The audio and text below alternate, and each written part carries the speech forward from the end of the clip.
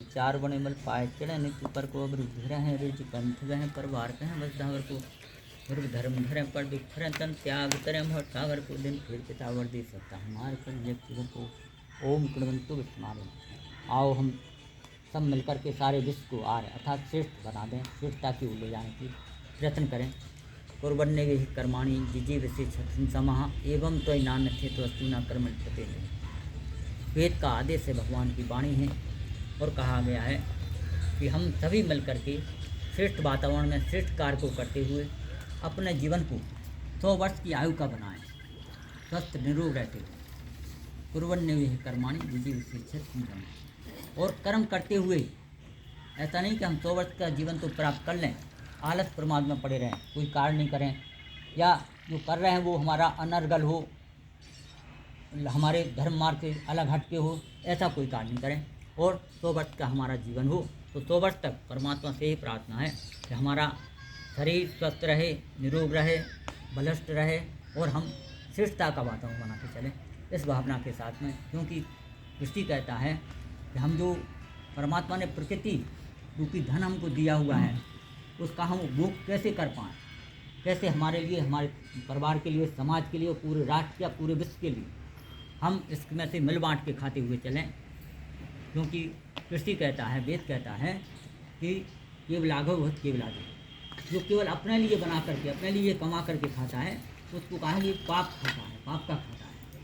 तो हमारा परिवार सुख संपन्नता से युक्त हो, सामंजस्य बना हुआ हो, हम जो भी कमा के ला रहे हैं, एक प्रतिनिधि कोई है वो कमा रहा है कि घर के सभी सदस्य कमा रहे हैं, तो उनका सबका अधिकार मानते हुए, क्योंकि इस पर हमारा केवल अधिकार नहीं है, इसको कहा गया है कस्य धर्म।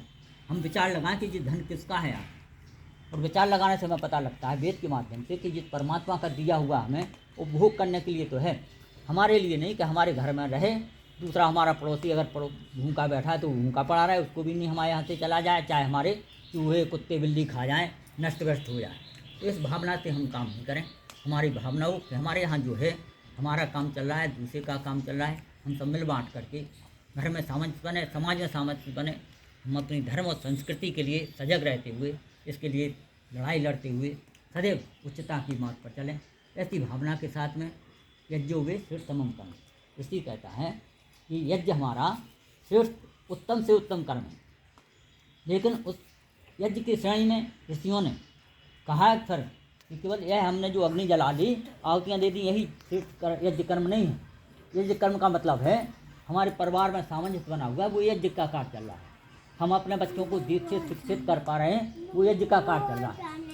हमने अपने परिवार के पति पत्नी, पत्नी पति, माता पिता की सेवा, सास ससुर की सेवा, अपने से छोटों का सम्मान, बड़ों का सम्मान किस प्रकार से करें, ये भी यज्ञ की श्रेणी में आते हैं। इतना नहीं है कि हमने जो किया यही यज्ञ है।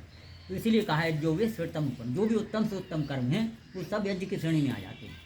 और यज्ञो वे विष्णु, यज्ञ का विस्तार इतना बड़ा है कि हमने कहा पूरे विश्व भर के लिए हम कार्य करते चले जाए, तो बहुत बड़ा विस्तृत यज्ञ का कार्य होता है।